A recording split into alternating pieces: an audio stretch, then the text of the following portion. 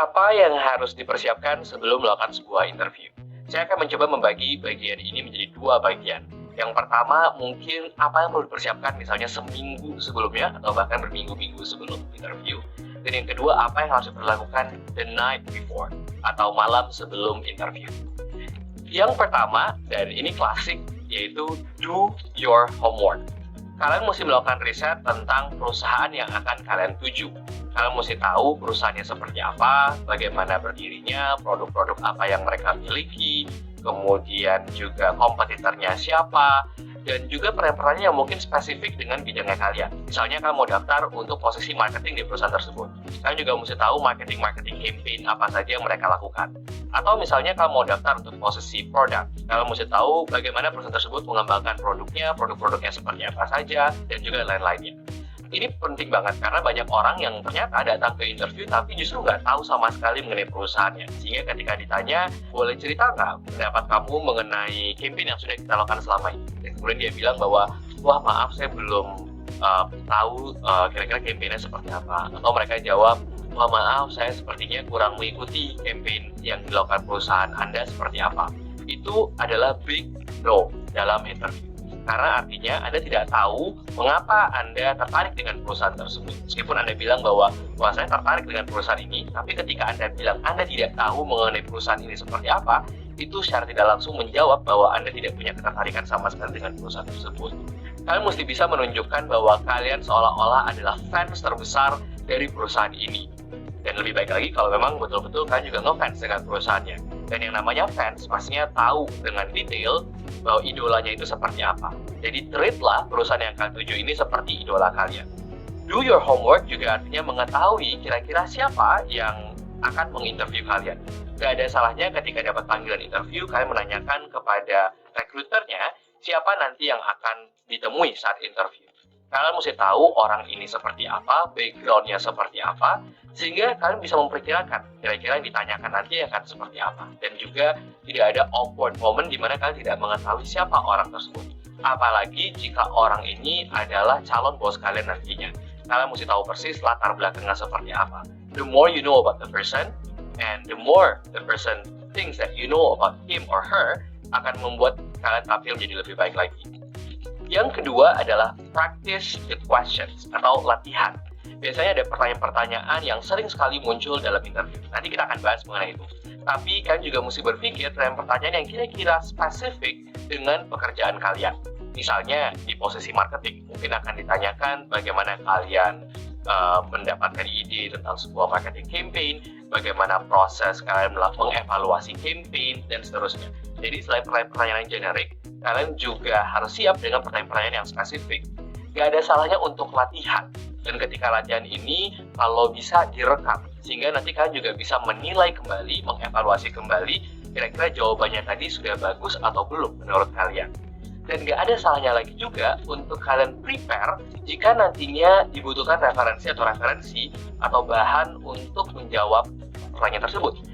Saya pernah menginterview seseorang dan ketika saya tanya, boleh ceritakan nggak campaign apa yang pernah kalian lakukan sebelumnya? Dan dia tidak hanya menjawab secara verbal, tapi kemudian dia bertanya kepada saya, boleh nggak saya buka laptop dan saya menunjukkan beberapa campaign. Dia menunjukkan beberapa video dari campaign yang pernah dia kerjakan. Seolah-olah bahwa orang ini sudah tahu apa yang saya akan tanyakan. Ini menunjukkan bahwa orang tersebut sangat siap dalam sebuah interview dan dia tahu apa yang dia kerjakan dengan baik. Referensi visual seperti itu biasanya juga, terutama kalau kalian bekerja di bidang kreatif, juga akan sangat membantu. Karena bisa mempertunjukkan secara langsung kira-kira kalian adalah orang yang capable pada pekerjaan tersebut. Kalau sebelumnya kita bahas practice your questions, yang ketiga ini adalah prepare your questions. Siapkan pertanyaan apa yang kira-kira nanti bisa kalian tanyakan kepada interviewernya. Banyak orang yang ditanya ketika interview ada pertanyaan lagi dan dia menjawab tidak ada. Sayang sekali, karena seperti yang saya bilang tadi, proses interview bukan hanya proses bagi perusahaan untuk menilai apakah Anda layak atau tidak, tapi juga proses bagi Anda untuk menilai apakah perusahaan ini cocok bagi Anda atau tidak. Sehingga dengan mempersiapkan pertanyaan dan mendapatkan jawaban tersebut langsung dari perusahaan, itu bisa membantu Anda untuk melakukan evaluasi terhadap perusahaan tersebut. Dengan mempersiapkan beberapa pertanyaan, ini juga mendemonstrasikan bahwa Anda cukup excited atau siap dengan pekerjaan tersebut.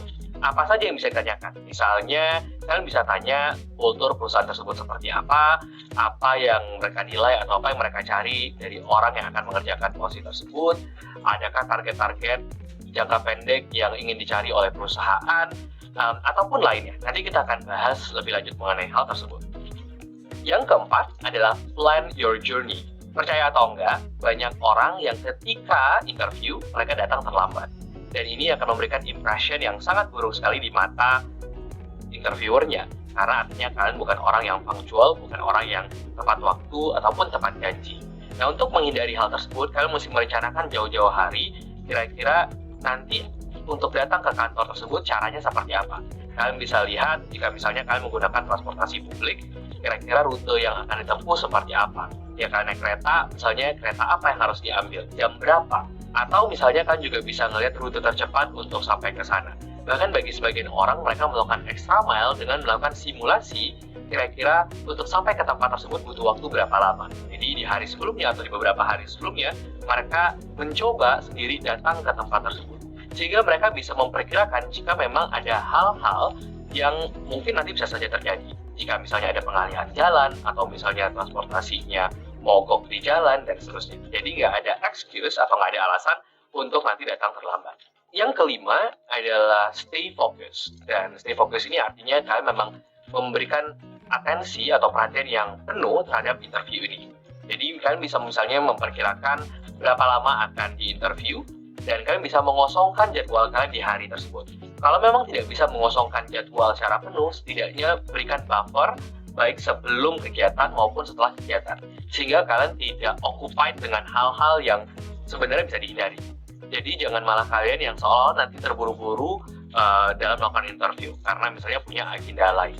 Jadi meskipun misalnya dibilang waktu interviewnya adalah 1 jam, kalian mungkin bisa melebihkan 1,5 jam atau bahkan 2 jam, memastikan bahwa setelahnya kalian tidak punya agenda lain.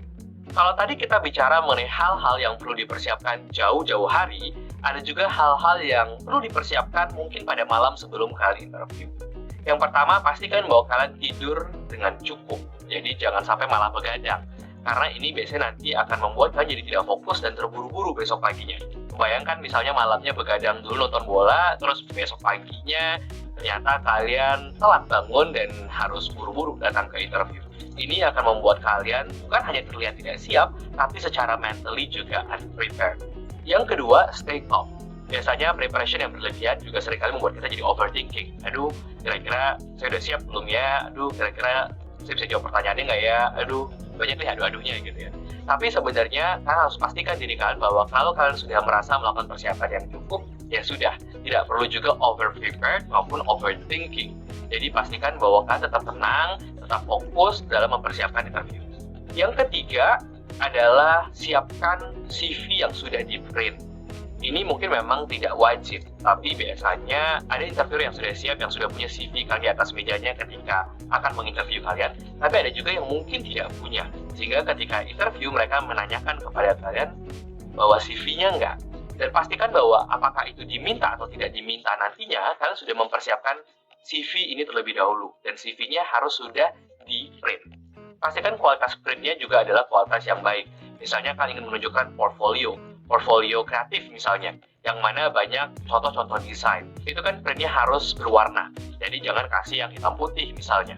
Atau juga sebaliknya, misalnya kalian nge-print di luar komputer yang biasa kalian gunakan, sehingga fontnya berubah misalnya. Nah, pastikan hal seperti itu tidak terjadi ketika kalian print. Dan yang terakhir, juga nggak ada salahnya untuk mempersiapkan pakaian yang akan kalian gunakan ketika interview nanti. Misalnya, ketika interviewnya membutuhkan kalian untuk menggunakan pakaian formal, jangan malah baru bangun dan kemudian panik, ternyata nggak ada baju formal. Atau juga misalnya ketika kalian harus mempersiapkan sepatu, misalnya, karena tempat pekerjaannya mengharuskan kalian untuk menggunakan sepatu hitam, misalnya. Pastikan bahwa kalian sudah mempersiapkan itu malam sebelumnya, jadi jangan pagi-pagi baru panik. Nah, dengan tips-tips tadi, jika kalian kerjakan, baik jauh-jauh hari maupun pada malam sebelumnya, saya yakin bahwa kalian sudah melakukan satu langkah penting ketika interview, yaitu mempersiapkan diri. Jadi pastikan bahwa kalian siap untuk melakukan interview untuk pekerjaan yang kalian impikan.